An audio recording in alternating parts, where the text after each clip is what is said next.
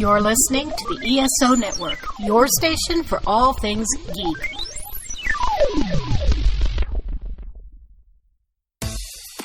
Hey gang, do you need another podcast to listen to? Well, might I suggest my podcast? My name is Richard T. Yule, aka at Nerdy Laser on Instagram and Twitter, and I host the Nerdy Laser podcast. We specialize in all things 90s and all things nerdy. We are a part of the ESO Network, so visit us at esonetwork.com. Also, nerdylaser.wordpress.com for more info.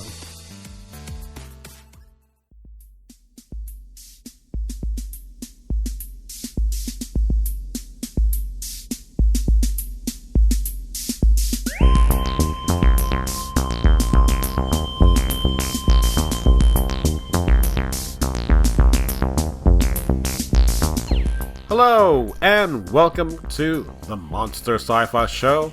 I am your host, The Monster, and for today's podcast, I'm going to be talking about Creepshow, Season 1, Episode 1. Why am I doing a review of a horror series? Well, as I've mentioned in previous podcasts, science fiction and fantasy stuff is fine, but horror is one of the few things that I can say I have just as much love for that genre as I have for the other two. Unfortunately, it's not as much as I would like to do, but in past years, I did a top 10 horror movie for each of the different decades, like the 70s, the 80s, the 90s, the crossover, like the 00s, the ones, I don't know how you call that, as well as my overall top 10. So in the show notes, if you want to listen to the one for the 1980s, this is where I'm talking about the original Creepshow, right? That came out during that time. You know, find out where I put Creepshow in the 80s as far as one of my top 10s. Also, I did a blog many moons ago, like, I think 2010? Yeah, that's almost 9 years ago. Just about, 9 years ago. Because today is October, that I talked about my love for Creepshow, and I have a picture of the actual theater that I saw this back in the Bronx called Lois American. And it was my favorite theater to see so many cool movies, including Creepshow. But the reason why I love Creepshow is because it's so stylized, and it's over the top with the color scheme, the music, the performances, the practical effects, because we didn't have special effects that were computer generated. It was just a great time to be kind of a horror fan, because it was kind of like a more adult version of the Twilight Zone. It goes into the realm of the paranormal or the unknown, things of that darker side of the equation that Twilight Zone episodes would never do. But you would have Father's Day. Where's my cake, Bedelia? I still love that saying. I love saying that line, no matter how many times no one gets that reference. We also have the loathsome death of Jordy Verrill, which is played by Stephen King. Something to Tide You Over, that has Ted Danson and Leslie Nielsen. My favorite, The Crate, with Adrienne Barbeau. And They're Creeping Up Upon You, which is the last story that is one of my favorites. So I'm not going to go into details as to what those are, because you should have seen Creepshow by now. If not, I highly encourage you to do so. Now, there was a second movie that came out. Creepshow, came out in 1982, but the second Creepshow, also in the 80s, came out in 1987. So instead of having 5 stories, we're only going to get 3. We have the Old Chief Woodenhead, the Raft, and the Hitchhiker. It was okay. It didn't have, to me, the punch and the creative energy that the first one did so well, because it treated like a living comic book, and if there was going to be something that captured the spirit of what Creepshow is, The Raft, I think, kind of nails it. And I'm not going to get to the storyline of The Raft, but out of the three, The Raft was fantastic. And I would have put it up there with any of the other ones that were in the first movie, and will challenge to even replace maybe that's a good question. If I was going to replace one of the 5 stories in the original Creepshow, maybe The Lonesome Death of Jordy Verrill, I would replace that one, or something to tide you over. But The Crate definitely belongs up there. It's one of the better stories. And supposedly, and I don't know why it's like even on IMDb, but there's a third one. But this was never released, or something to that effect, because I was looking at the information, and some fan named Alex Wesley shot Creepshow 3 back in 2001 on a VHS camera. And they did it just for fun, but it was never going to be released. But how did it get on to IMDb? That's what I'm curious about. So Creepshow is not the only horror anthology series. There are other ones like Tales of the Crypt. You had Tales from the Dark Side. You had Monsters. Outer Limits to some degree. Night Gallery, not so much. But still, it has those elements of being an anthology. And of course, Twilight Zone. And one of the cool things I just found out was that Desi Arnaz, not Junior, Desi Arnaz, who Ricky Ricardo with Lucy, they had an actual, I guess, a series, or they were trying to do something called the Westinghouse Desilu Playhouse. And Desi comes out, and it looks just like in the picture, like Rod Serling. You know, that he would intro the story, and then he would come back at the end and do the exact same thing, but then leave. So this was a prelude to the Twilight Zone, which I thought it blew my mind, and I found this on Facebook. So thank you, Ashley, for posting that, because I didn't know. And I love reading about things like this because I'm such a geek for information when it comes to things that I love. I want to know everything about anything and go into a deep dive. So that definitely is a deep dive. I would never have guessed that in a million years, but thank you again. So let's go back to the TV series. That's the reason why you're here. We're doing an anthology TV series. Okay. And it's on a streaming service called Shudder. Okay. Other streaming services, this is going to have a free trial. Hence why I did this, because there was a free trial for 7 days. I can't say that I'm willing to pay, even though it's a good price, like $5.99, or the annual rate, which is much cheaper, if I want to do this on a regular basis.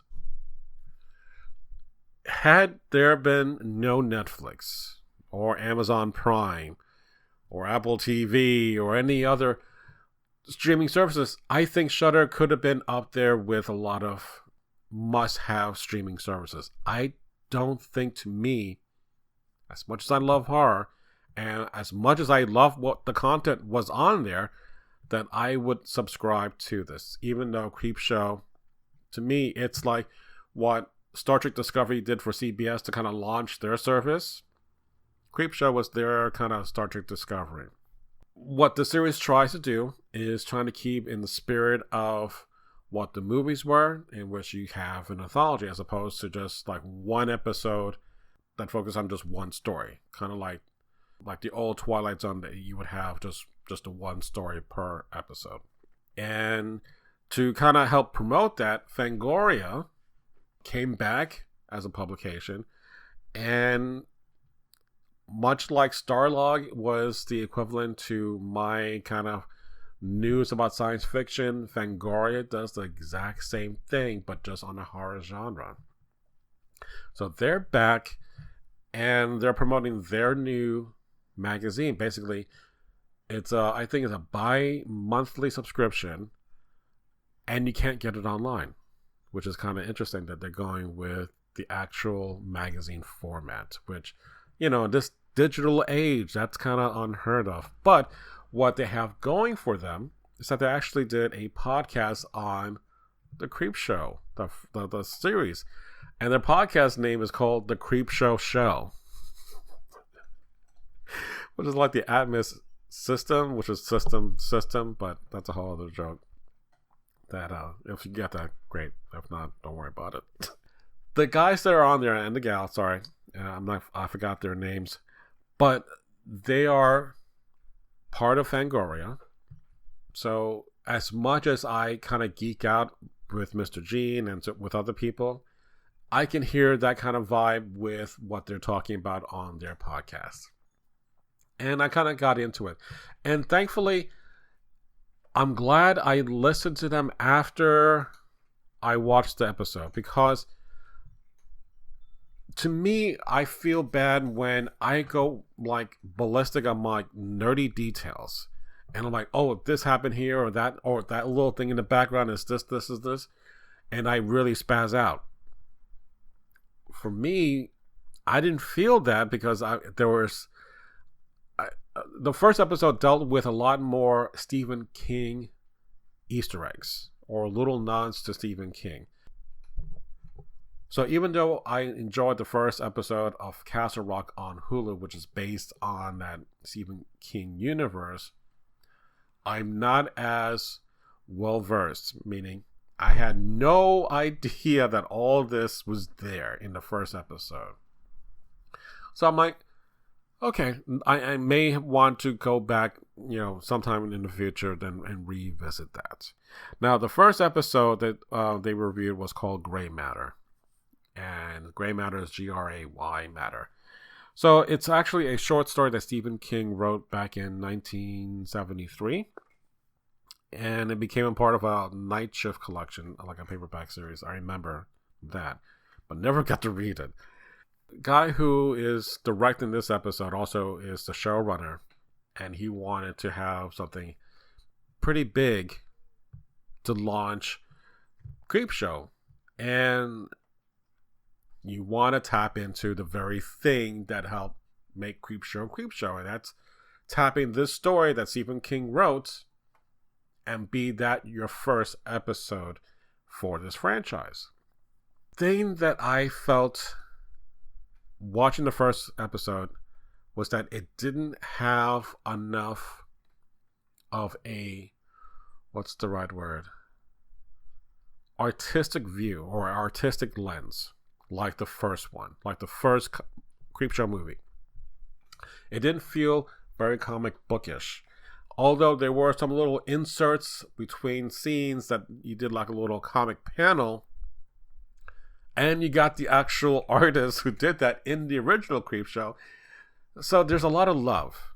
There's a lot of love for people who love this series, and I'm for it. But overall, I did not believe, and I'm not going to get too much into spoiler territories other than this was not my favorite story. If I'm trying to win over an audience that has not seen Creepshow for the first time, and you go with this as a series, it's okay. Maybe it's just me that, I have a little bit of a different point of view on things, but I didn't care for this episode. Even though it had shades of the death of Jordy Verrill at a couple of points. The moment that I didn't feel like this was there was the story. The whole idea was that this man has a case of beer that's really gone bad, or there's something that was inside of it and he starts to change. That still happens, but the storyline is that in the story, the actual short story is that he gets injured and he is on workman's comp for the rest of his life, so he doesn't have to work, and he keeps on buying the beers and he's a recluse. Whereas here, there's a situation about the death of his wife, which causes him to drink, and then he gets laid off, and that he starts going down that path of being a recluse, but he's always having his son go get him beers or whatever. So that's the only thing. I'm like, how can he afford to keep doing what he's doing with a house and his son? And as you know, that's the one thing I didn't buy at all. I bought everything else. I'm like, all right, fine, you go with it. I'm like, okay. I just couldn't buy that logic. It just didn't work for me. And of course, Adrienne Barbeau is in the very first episode. So, like, again, you got King, you got the people who worked on the original one. You have the actual crate. Thanks to the Fangoria guys for telling me about that information about the crate that you see in the very beginning is from the actual movie itself. And there's only 3 in existence, and that one belonged to Tom Savini, which he gave it to the guy who's doing being the showrunner. So that's information that I love, and again, I adore. But it didn't feel like a Creepshow thing. Like, if we had a little bit more money to make it a little bit more, that's like jazzed up, but it just didn't work enough for me. But the guys on Fangoria loved it because they saw all these different Easter eggs, which is kind of like, oh, that's what it feels like when I'm trying to talk to someone who has no idea what I'm talking about, you know, Star Trek or Star Wars and little Easter eggs here and there. That is just went over me. So, I'm not saying that I felt if I had known all those different facts that I would have enjoyed the episode better. I just think that, to me, it didn't work at all. So, the second part, which called, let me go back to my notes, sorry. House of the Head, in which you have this little girl and her dollhouse. And she has, you know, a little family, a mom and dad, a child, a boy, and a dog. And she calls them the Smiths. And one day when she's playing with her dollhouse, she notices that this kind of weird decapitated head that's in there. The way they shot this from the other side of the dollhouse and her looking into the dollhouse, I think there's the kind of creative lens, artistic lens, I should say, that I was looking for. So it had those moments, and it had the kind of spookiness because the head would be there one moment, she goes away and comes back, and something happens to the family. That's a Creepshow story. I give them kudos for that, because that one to me felt more like what I grew up to love about Creepshow. But I will have to say this. White people, y'all are dumb. Because every single thing that white people do in a horror movie are the dumbest shit ever. So, as the story progresses, this little girl does things to help protect the family. As opposed to, hey, mom, hey, dad, there's something going on in my dollhouse. You know, she takes it upon herself to take care of this world. But if that's the focus, fine. But, you know, take the dolls out of the damn dollhouse and don't leave it up to them to kind of figure it out. Because she brings in a police officer and brings in like a little version of an Indian, which is from Creepshow 2. So again, thanks to, the Fangoria people. But then, you know, they kind of meet horrible ends. I'm not going to get into the ending other than I just wish it's like, again, the logic of this is going on, this is beyond me, and the simple thing of, you know, take the family out or just close it or just, you know, take the head and just throw it away somewhere or something. That would have been better, and it does happen at one point in which something happens in which she's able to take the head out. But it's just a matter of the logic. And I'm just like, it dumbfounds me, and I get really aggravated because, look, there's so many cliches, like when, you know, you have the last survivor of a stalker or a person who is a maniac going after with a chainsaw or machete or whatever, you know, and they're running in the woods, And they keep looking back, and then of course they trip and fall, and then of course it gets tiring. And sometimes people do the worst things ever. Like there was like a Geico commercial the other day that I saw. It's like, no, let's go hide behind all these hanging, knives and chainsaws, and the guy who's trying to kill them. Just like, that's the kind of logic that it really bugs me. So it kind of takes me out of that moment of enjoying what that story represents because of that logic. Take that portion of my kind of unhappiness and take it out. It's a decent episode. Again, compared to the first one, this one was a much better overall production. And again, you're dealing with a more confined space, which is a dollhouse in a girl's room. So you don't have to tell a very big story in such a short time. Because unlike the first one, what happens,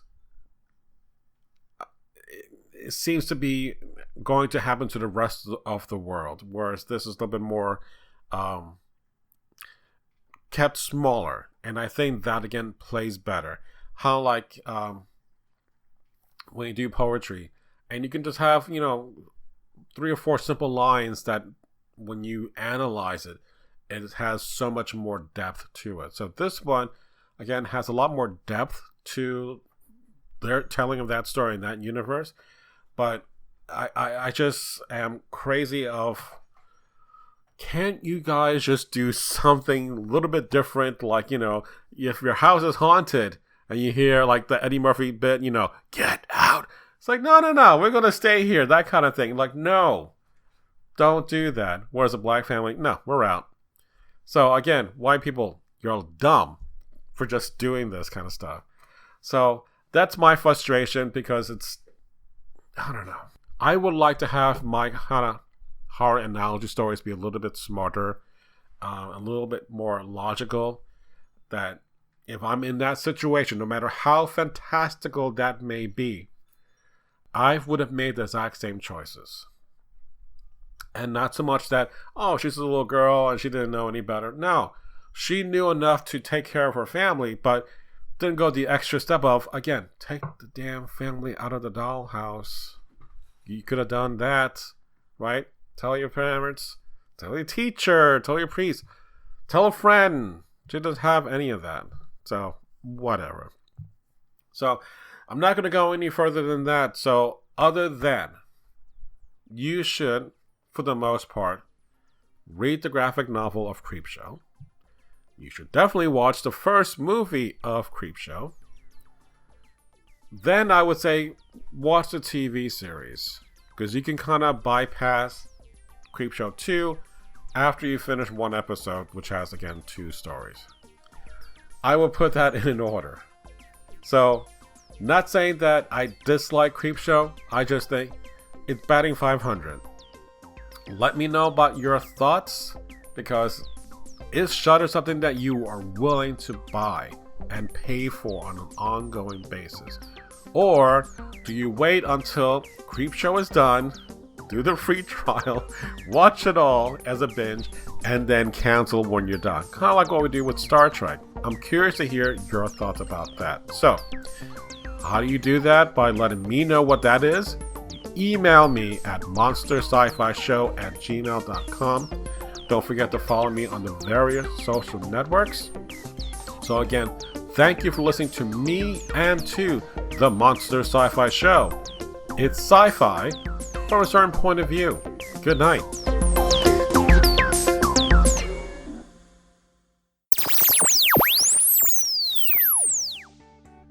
This has been a broadcast of the ESO Network. Be part of the crew and help support our shows by donating to our ESO Patreon or by shopping through Amazon.com or the TeePublic store, which can all be found at www.esonetwork.com. The ESO Network, your station for all things geek.